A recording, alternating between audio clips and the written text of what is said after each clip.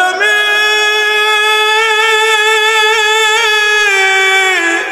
এই কলিজার টুকরা হাসান হুসাইন সাধারণ কোন মানুষের নাতি না গো, আল্লাহর পরে যার সম্মান দু জানের বাসা আমার আব্বা বিশ্ব নবীর কলিজার টুকরা সন্তান।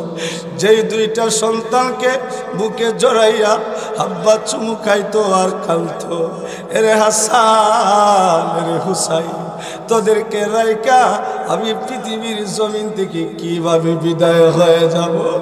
এরে প্রাণের স্বামী আজকে ছোট ছোট বাচ্চাদেরকে রেখে গো আমি পৃথিবীর জমিন থেকে বিদায় হয়ে যাব। এ হাসান হুসাইন কোনোদিন আর মায়ের চেহারা দেখবে না, সারাদিন খেলা করে আমি ফাতেমাকে ঘরে আর পাবে না। মা মা বলে চিৎকার দিয়ে আমি কোনোদিন সারা দিব না, আর কোনোদিন সন্তানের মায়াবী ডাক শুনবো না, আর কোনোদিন হাসান হুসাইন আমি ফাতেমার চেহারা দেখবে না, আমি আর কোনোদিন আদর করতে পারবো না, আমার সন্তানেরও কোনোদিন মায়ের আদর পাইবে না। প্রাণের স্বামী গো আমি আপনাকে একটা কথা বইলা যা, আমার দুইটা কলিজার টুকরা সন্তানটাকে একটু নজর দিয়া লালন পালন করবেন। তৃতীয় নম্বর ওগো প্রাণের স্বামী আমি পৃথিবীর জমিন থেকে বিদায় হয়ে গেলে গো আপনি আমার অনুপস্থিতিতে আরেকটা বিয়া করেন। সুবহানাল্লাহ জোরে খান।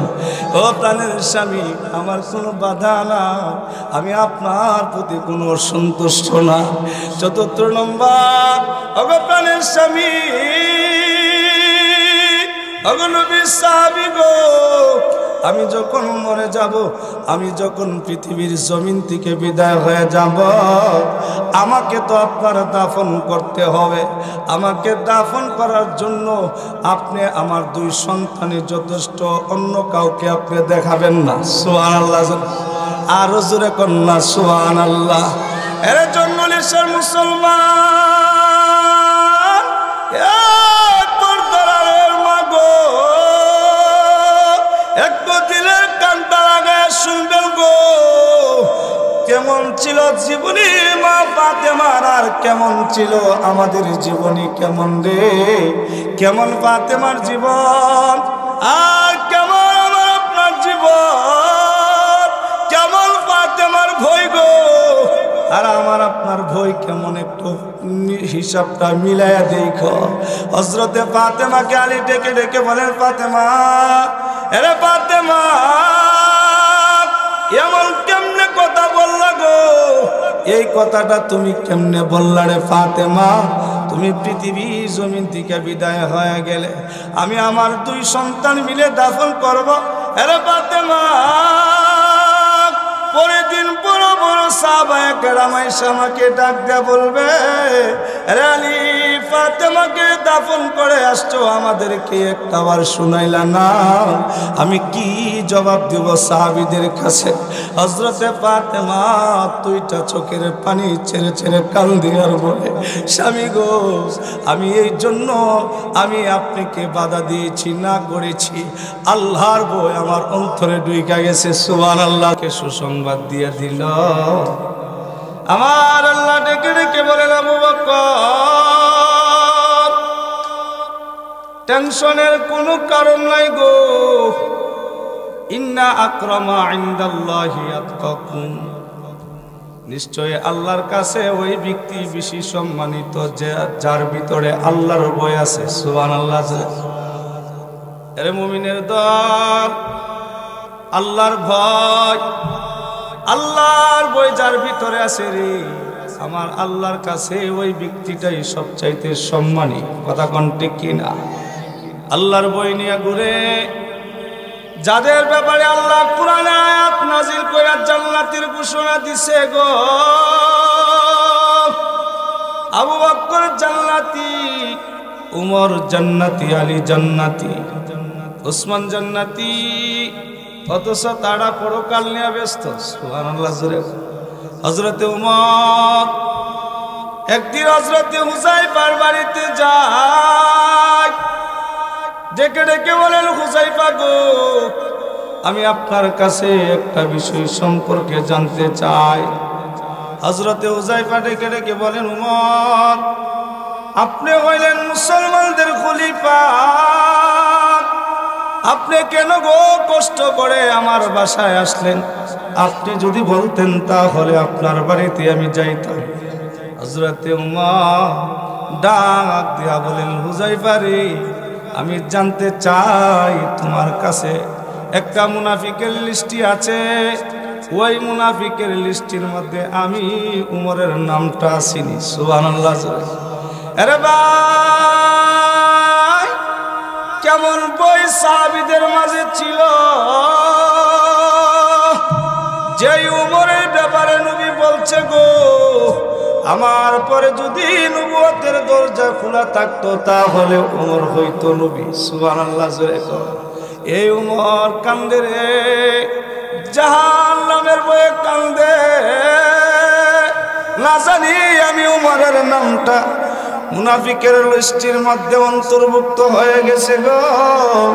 এই জন্য হযরতে উমর কান্দে টেনশনে হুযায়ফার বাড়িতে আসলে হযরতে হুযায়ফা ডাক দেয়া বলেন, ভাই উমর, এটা হইল একটা গোপন রাজ, নবীজির একটা গোপন আমানত। এই আমানত সম্পর্কে আমি কাউরে জানাবো না গো। আমার নবী বলছে, আরে হুযায়ফা, এই মুনাফিকের লিস্টিটা তুমি কাউরে জানাইবা না। উমর মাফ করে দিবেন গো, আমি জানাইতে পারবো না। আমি আপনাদেরকে জিজ্ঞাসা করি, উমরের টেনশন বাড়ছে না কমছে? আরো জোরে কর। হযরত উমর অসহায় হইয়া হযরতে হুযায়ফার বাড়িতে চলে গেছে গো। ঘুম নাই, খানা নাই, পানিটা সহকারে খাই নাই রে। হযরতে উমর টেনশনে পড়ে গেছে। হুযায়ফা আমার কাছে মুনাফিকের লিস্টি সম্পর্কে অবগত করাই না, না জানি আমি উমরের নামটা মুনাফিকের লিস্টির মধ্যে চলে যায়, না জানি আমি উমরের জন্য জাহান্নাম ওয়াজিব গো। হযরতে উমর শুধু কান্দে আর কান্দে, বিছানায় গেল কান্দে, খানা খায় না, হায়রে কারোর সাথে কথা বলে না। হযরতে উমর আরামের ঘুম হারাম কইরা গো, বুড়ি বুড়ি বৃষ্টি পড়তে আছে, রাত্রে আধারে হযরতে উমর যায় হুযায়ফার বাড়িতে। আবার গিয়ে ডেকে ডেকে বলেন, হুযায়ফা রে, আমি তোমার কাছে নতুন আর একটা বিষয় জানতে চাই রে হুযায়ফা, নতুন একটা বিষয় জানতে চাই। এরে হুযায়ফা, আমি জানতে চাই, আমি উমর যদি আগামীকাল পৃথিবীর জমিন থেকে বিদায় হয়ে যায়, এরে হুযায়ফা, আমি উমর জানতে চাই, ওই উমরের লাশটাকে জানাজার মাটি নিয়ে যাবে গো, এমন সময় তুমি হুযায়ফা কি আমি উমরের জানাজাটা পড়বানি? হযরতে হুযায়ফা চোখের পানি ছেড়ে ছেড়ে কান্দে আর ডেকে ডেকে বলেন, খলিফাতুল মুসলিমিন, আপনি এমন কথা কেমনে বললেন গো?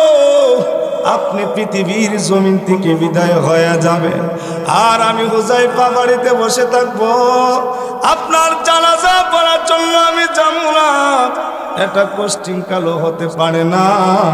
ওগো উমর, শুইনা লাও, জানাজার মাঠে সর্বপ্রথম যেই ব্যক্তিটা আপনার জানাজা পড়ার জন্য উপস্থিত হবে রে, সেই লোকটাই হবে আমি হুযায়ফা। আর তো জোরে কন্যা সুবহানাল্লাহ। আরে কেমন জাহান্নামের চিন্তায় ঘুমাই না, জাহান্নামের চিন্তা ঘুমাই না গো, রাত্রে রাজারে ঘুরে ঘুরে প্রজাদের খবর নেই রে, আর মনে মনে এই ধারণা করে না জানি আমার আল্লাহ আমার ক্ষমতার উপর সন্তুষ্ট হয়ে যায়। 18 তারিখ কাপড় পরিধান করে উমর জুমার নামাজে যাই। সুবহানাল্লাহ। সেই উমর হাদিসের মধ্যে আসছে একজন জলিলে কদর সাহাবী হযরত কাব রাদিয়াল্লাহু আনহুর বাড়িতে গেছে গো। হযরত উমর কাবকে ডেকে ডেকে বলেন, ওগো ভাই কাব, সারাটা জীবন তো আমি উমর মানুষে ওয়াজ করছি, এরে কাব আমি আজকে আপনার কাছে আসছি গো, আমারে একটু ওয়াজ করেন। সুবহানাল্লাহ, জোরে খান, আমারে একটু ওয়াজ করেন। হযরত কাব রাদিয়াল্লাহু আনহু ডেকে ডেকে বলেন, আপনি তো মুসলমানদের খলিফা, অর্ধজানের বাদশা, আমি কাব আপনার কেমনে গো, আপনি কি আমি ওয়াজ করে শোনাবো? কি সম্পর্কে ওয়াজ করে শোনাবো? হযরতে খলিফাতুল মুসলিমিন উমর ডেকে ডেকে বলেন, ভাই কাব আমার আল্লাহর বই সম্পর্কে ওয়াজ কইরা শোনান গো।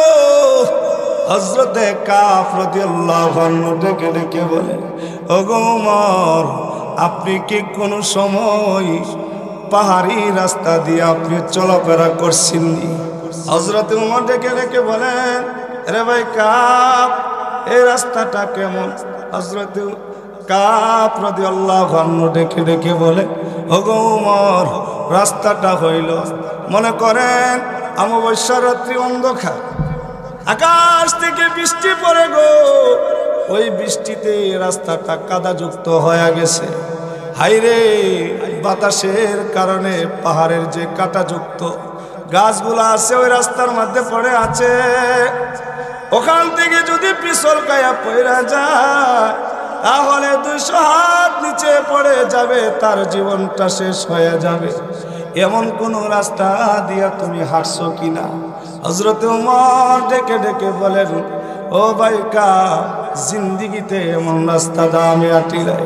হযরত কাব ডেকে ডেকে বলেন, ওগো খলিফাতুল মুসলিমিন উমর,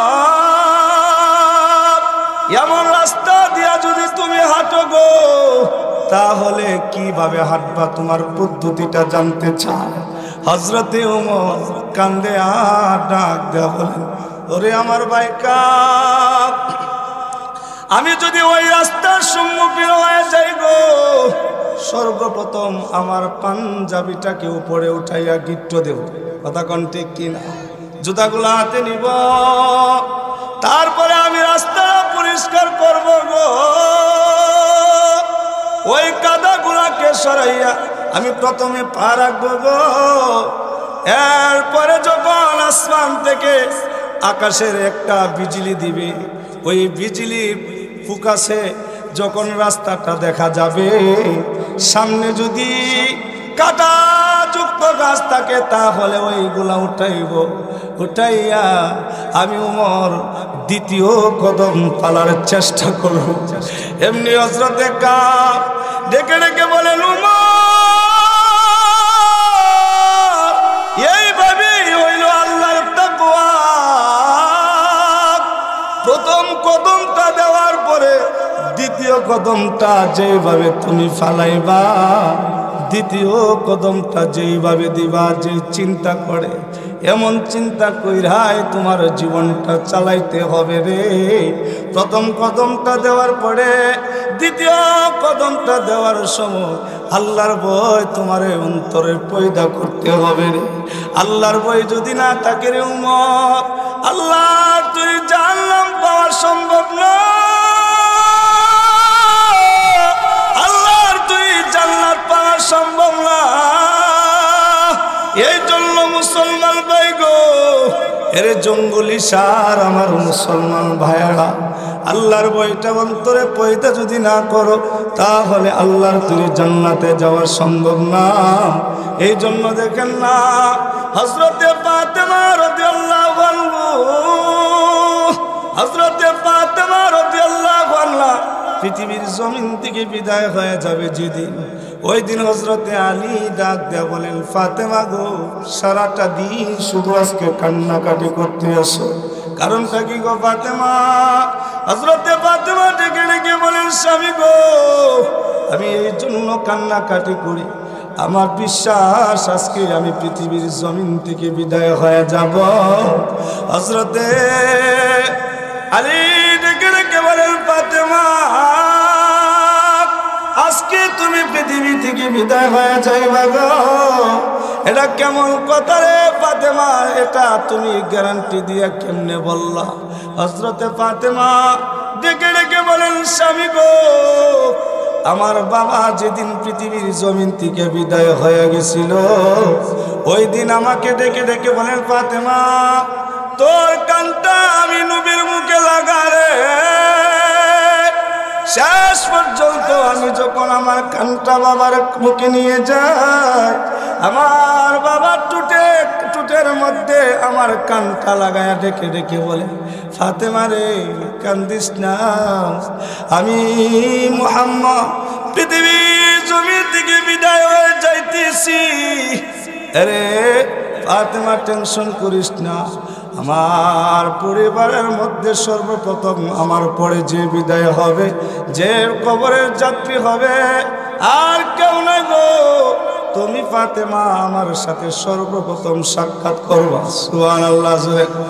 ও আলী, আমার বিশ্বাস রে, আজকে আমি দুনিয়া থেকে বিদায় হয়ে যাব। দ্বিতীয় নম্বর কারণ, প্রাণের স্বামী, আমি আজকে রাত্রে স্বপ্নে দেখলাম গো, আমার বাবা জানি কি জানি তালাশ করতে আছে। আমি ডেকে ডেকে বললাম, বাবা গো আপনি কি তালাশ করতে আছেন? হযরতে ফাতেমা ডেকে ডেকে বলেন, স্বামী রে আমার আব্বা ডেকে ডেকে বলেন, ফাতেমা গো আমি আর কোনো জিনিস তালাশ করি নাই, তোমারে তালাশ করতে আসি। আমার আব্বা তখন ডাক দেয়া বলেন, ফাতেমা রে সেহরি খাইছো আলী দস্তরখানে, ও ফাতেমা ইফতারি করবা আমি নবীর দস্তরখানে। সুবহানাল্লাহ। আরে ভাই দিলের কানটা লাগায় শুনবেন গো, হযরত আলী ডেকে ডেকে বলেন, ফাতেমা গো সারাটা দিন তুমি টেনশন করতে আসো, তো আল্লাহর নাম নিবা, জিকির করবা, কোরআন তেলাওয়াত করবা। তুমি তো আমার কাপড় চোপড় দৌত করছো, আবার রুটিও বানাইছো, আবার ঘরটাকে পরিষ্কার করার জন্য তুমি চেষ্টা চালাইছো। এ ফাতেমা, তোমার তো এখন উচিত মাগরিবের আগে চলে যাইবা, নবীর কাছে চলে যাইবা, তাহলে তো তুমি সারাটা দিন কোরআন তেলাওয়াত করার দরকার ছিল। হযরতে ফাতেমা ডেকে ডেকে বলেন, স্বামী গো আমি এই জন্য আপনার খেদমত করতেছি, আপনার কাপড় চোপড় দৌত করতেছি, হাসরের ময়দানে যদি আমার আল্লাহ আমাকে ডাক দেয়া বলে, ফাতেমা রে কি নিয়ে আইছো আমি নবী আল্লাহর কাছে, তখন আমি কি জবাব দেব? আমি আল্লাহর ভয়ে আপনার খেদমত করতে আছি। আর একটু জোরে কন্যা সুবহানাল্লাহ। এর জন্য মুসলমান কেমন বই ছিল ফাতেমা, যেই ফাতেমার ব্যাপারে আমার নবী বলেছে সাইয়্যিদাতুন নিসাই আলিল জান্নাহ। ফাতেমা হইল সমস্ত নিসাদের সর্দারনি হবে জান্নাতের ভিতরে। সুবহানাল্লাহ। জোরে হযরতে ফাতেমা সমস্ত নারীদের সর্দারনি হবে গো। ওই ফাতেমা কান্দে রে জাহান্নামের ভয়ে, ওই ফাতেমা কান্দে আল্লাহর ভয়ে। আজকে আমি আর আপনি, আমার ভিতরে কোনো ভয় নাই, আল্লাহর কোনো ভয় নাই। যেইভাবে ইচ্ছা সেইভাবে চতুষ্পদ যন্ত্রের মতো আমার জীবনটাকে চালাইতেছি। এখানে শুধু শেষ না, হযরতে ফাতেমা ডেকে ডেকে বলেন, স্বামী আমি তো আজকে বিদায় হয়ে যাব গো, আমি আপনার সংসার জীবনে যত কষ্ট আপনি কি দিয়েছি গো, আমারে মাফ করে দিন গো স্বামী। ও স্বামী, সঠিক মতো আপনার খেদমত করতে পারি না, কারণ স্বামী আপনি যদি আল্লাহ দরতে গিয়ে বলেন, মালিক ফাতেমার প্রতি আমি অসন্তুষ্ট ছিলাম গো, তাহলে আমি ফাতেমার জান্নাতে যাওয়ার সম্ভব না, মাফ কইরা দেন, আমারে মাফ কইরা দিবে। দ্বিতীয় নম্বর, প্রাণের স্বামী আমি পৃথিবীর জমিন থেকে বিদায় হয়ে যাব গো, এর আগে আপনারে আমি একটা কথা বইলা যা, আমার অনুপস্থিতিতে আমার দুইটা কলিজার টুকরা সন্তান হাসান হুসাইনকে কান্দাইবেন। সুবহানাল্লাহ। আরে প্রাণের স্বামী,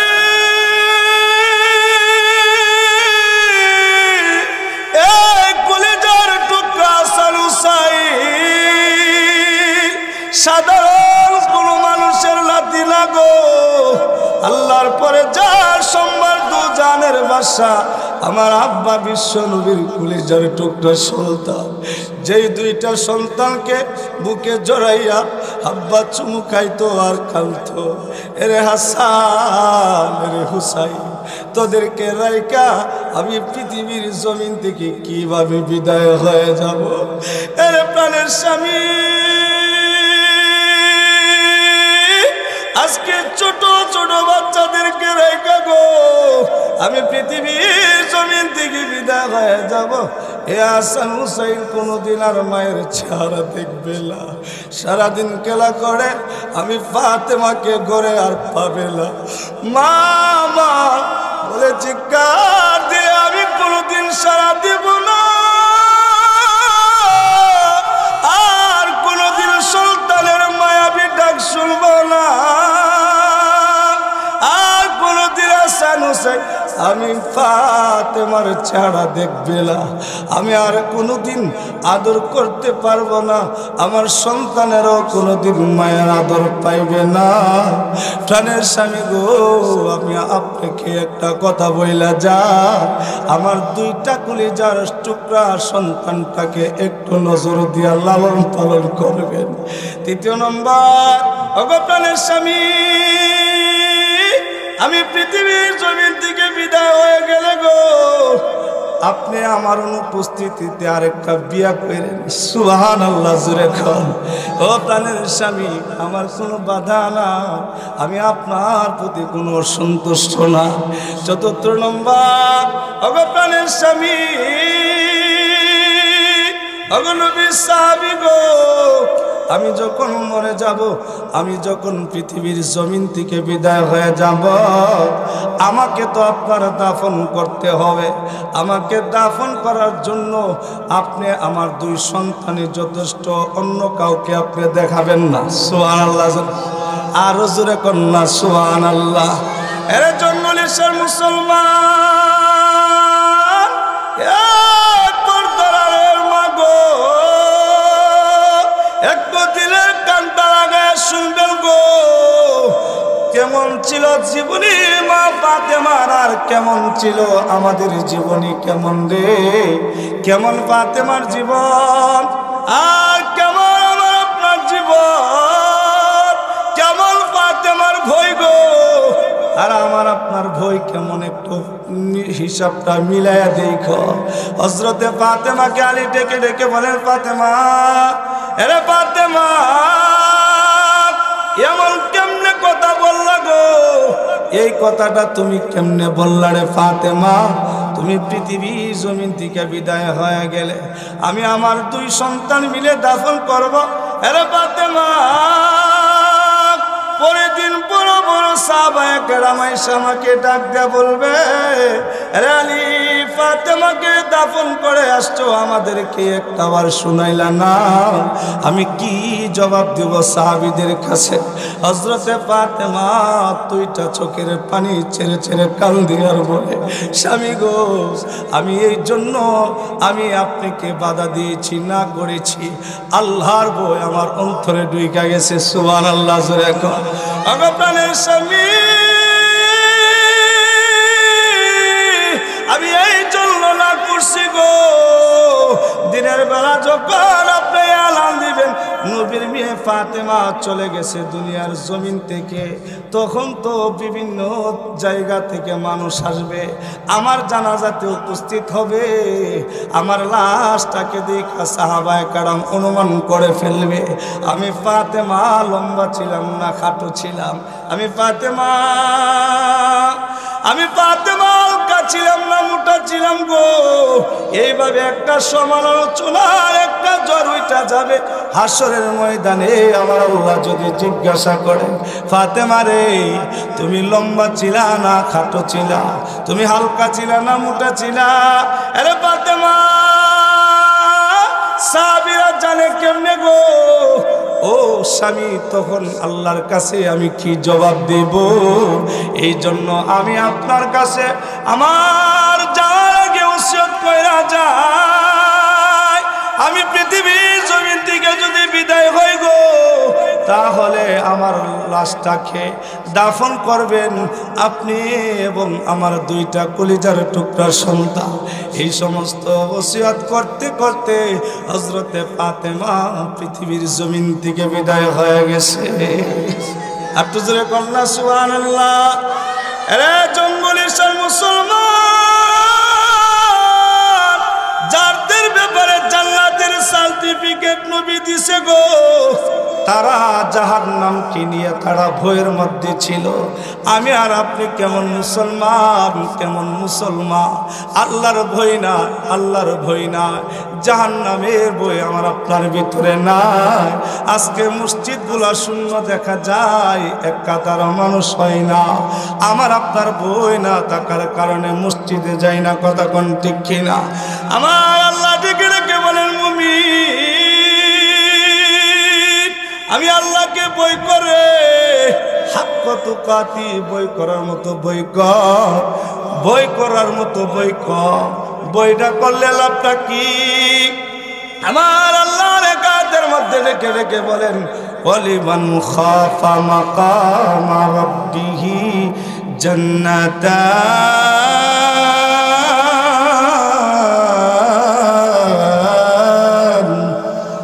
একটু জোরে করুন আল্লাহু আকবার। আমার আল্লাহ ডেকে ডেকে বলেন মুমিন, যেই ব্যক্তি আমি আল্লাহকে ভয় করবে গো, তার জন্য দুইটা জান্নাত আল্লাহর কাছে রেডি আছে। সুবহানাল্লাহ, জোরে কর। বাইরে ভয়, আল্লাহর ভয় না থাকলে সমাজ কিন্তু সুন্দর করে চলবে না, রাষ্ট্র কিন্তু ইসলামী রাষ্ট্র হিসাবে আল্লাহর কাছে গ্রহণযোগ্য হবে না। এই জন্য ভয় করতে হবে কাকে? আরো জোরে বলেন কাকে? আমার আল্লাহকে ভয় করতে হবে গো। বই করতে হবে আমার নবীর মতো, বই করতে হবে হযরতে উমরের মতো, বই করতে হবে হযরতে আবু বকরের মতো। এই বই নিয়া আল্লাহর দুনিয়া থেকে যদি বিদায় হয়ে যাও, আল্লাহর তৈরি জান্নাত তোমার জন্য ওয়াজিব হয়ে যাবে। আর তো জোরে কন্যা সুবহানাল্লাহ। তাহলে ভয় কার থাকবে? আরো জোরে বলেন কার থাকবে? যদি বই তাকে কোনো মুসলমান, তারা দ্বারাতে কোনো অন্য মুসলমান কষ্ট পাতে পারে না। যার ভিতরে আল্লাহর ভয় আছে তার দ্বারাতে কোনোদিন সুদের কাজ হইতে পারে না। যার ভিতরে আল্লাহর ভয় আছে এ কোনোদিন জিনা কাজের মধ্যে লিপ্ত হতে পারে না। যার ভিতরে ভয় আছে সে কোনোদিন নামাজ ছাড়তে পারে। আর জোরে কোন পারে? এই জন্য নবী বলেন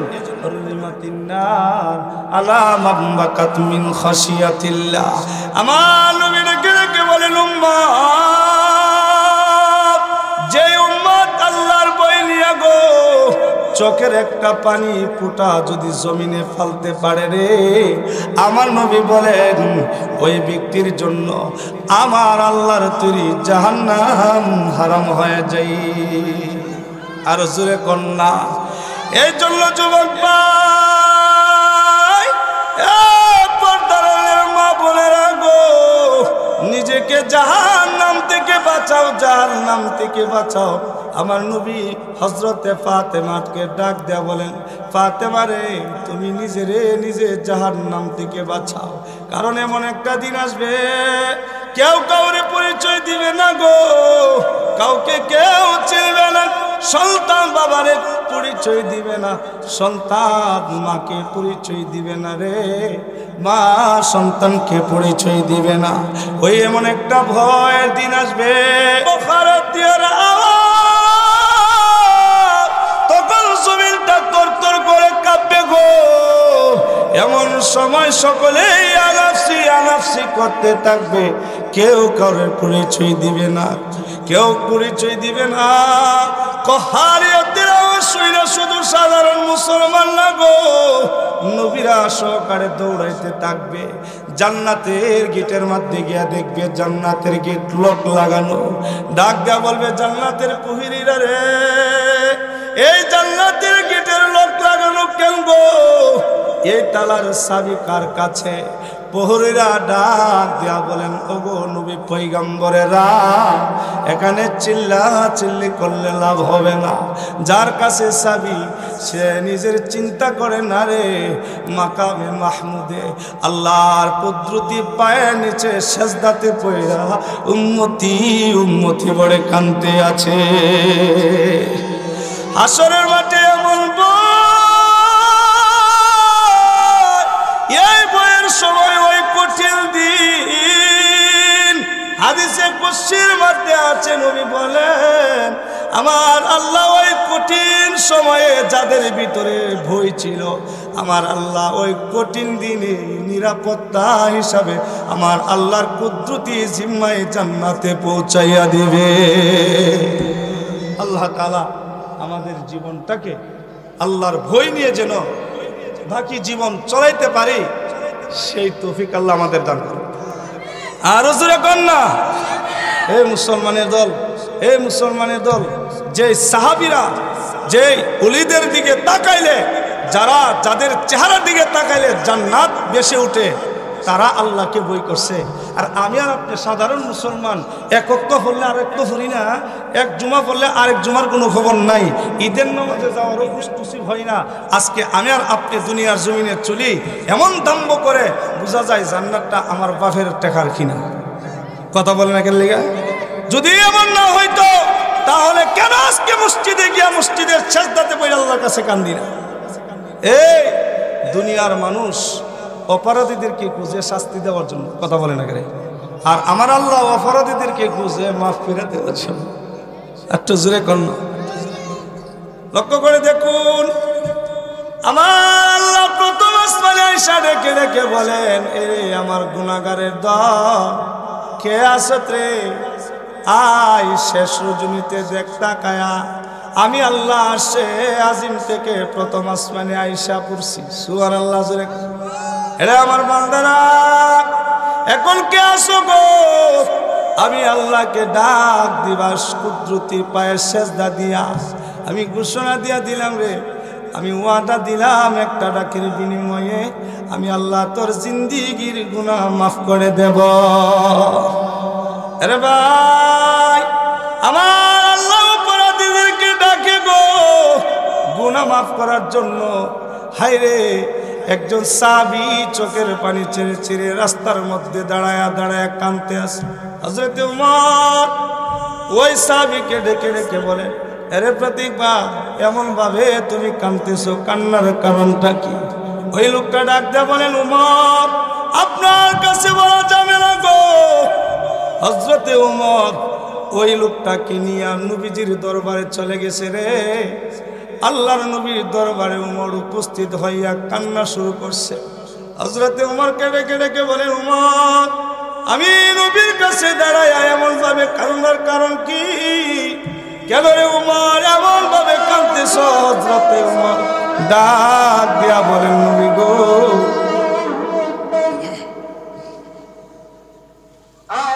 এমন ভাবে কান্নার কারণটা কি? হযরত ওমর ডাক দিয়া বলেন, নবী গো, আপনার একজন সাহাবীর কান্না দেখে আমি নিজেও কান্না শুরু করে দিয়েছি, কিন্তু জানি না কিসের জন্য কান্দে। ওগো নবীজি, ওই সাহাবীটা আপনার হুজরা শরীফের সামনে দাঁড়ায় আছে। হযরত ওমরকে ডাক দিয়া বলেন, তাকে আমার কাছে নিয়ে আসো। সুবহানাল্লাহ জোরে কও। ওই লোকটাকে নিয়ে আসলে পড়ে নবী ডাক দেয়া বলেন, সাহাবী রে, এমন ভাবে তুমি কাঁদতেছো, কারণটা কি?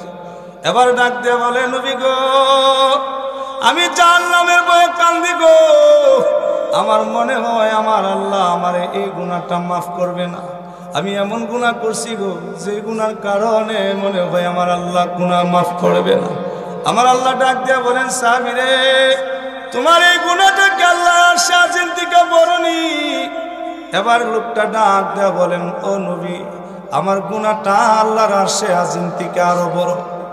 এবার ডাক দেয়া কই, রে সাহাবী, তোমার গুনাহটা কি আসমান জমিনের চাইতে বড় গো? ডাক দেয়া বলেন, নবী গো, আমার গুনাহটা আসমান জমিন থেকে আরো বড়।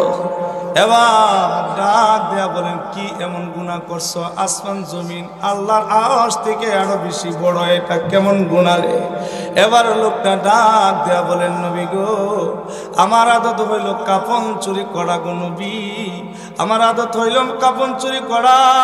মদিনার কবরস্থানে ওই দিন একটা মাইয়িতকে দাফন করলে পরে আমি খবরটা খনন করে দেখি এটা সুন্দরী একটা রূপসী যুবতী। আমি কাপনটা তার গায়ে থেকে খুলে আমি আর লোভ সামলাইতে পারলাম না। যৌবনে তার নয়, তার সাথে আমি জিনার ব্যভিচারের কাজ করে ফেলেছি। নাউজুবিল্লাহ জোরে কোন। আমার নবী ডেকে ডেকে বলেন, সাহাবী, আমার কাছে আর এই ঘটনা বলার দরকার নাই, তোমার মতো অপরাধীর চাই আমি নবীর কাছে দেওয়া হবে না, চলে যাও। চলে গেছে। হায়রে সাহাবীটা জঙ্গলাতে গিয়া পাহাড়ের নিচে আল্লাহর কুদরতি পাইলিছে, পয়রা কান্দে গো। আর আল্লাহ কেড়ে কেড়ে কে বলেন, মালিক, আমার মতো গুনাহগার এই পৃথিবীর জমিনে আর কেউ নাই গো। আয় আল্লাহ, তুমি যদি মাফ না করো, আমারে মাফ করার অধিকার কেউ নাই। আল্লাহ, এমন কাজ করছি, আল্লাহ লজ্জিত হয়ে তওবা করতেছি, আর জিন্দেগিতে এমন কাজ করব না। ওই সাহাবীর কান্নাটা আল্লাহর আরশে আজিমে গিয়ে পৌঁছে গেছে। আল্লাহর মায়ার মধ্যে ঢেউটা গেছে। আমার আল্লাহ জিবরাইলকে পাঠায় দিছে। আল্লাহর নবীর কাছে জিবরাইল এসে বলে, ওগো নবীজি, আমি জানতে চাই গো, আল্লাহর মায়া বড় নাকি আপনার মায়া বড়? কো আল্লাহর মায়া বড়।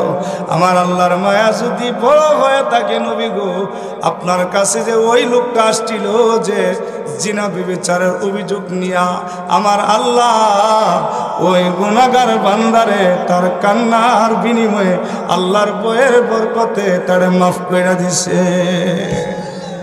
তাহলে আল্লাহর বই নিয়ে যদি কি হয়, কান্নাকাটি করা হয়, ওই কান্নার কি হয়? আল্লাহর কাছে কবুল হয়। আল্লাহ তাআলা আমাদেরকে আমল করার তৌফিক দান করুক, আল্লাহর ভয় নিয়ে বাকি জীবন চলার তৌফিক দান করুক। সকলে বলুন আমিন, আমিন। এখন এশারের আজান হয়ে গেছে, আমরা যার যার অবস্থানে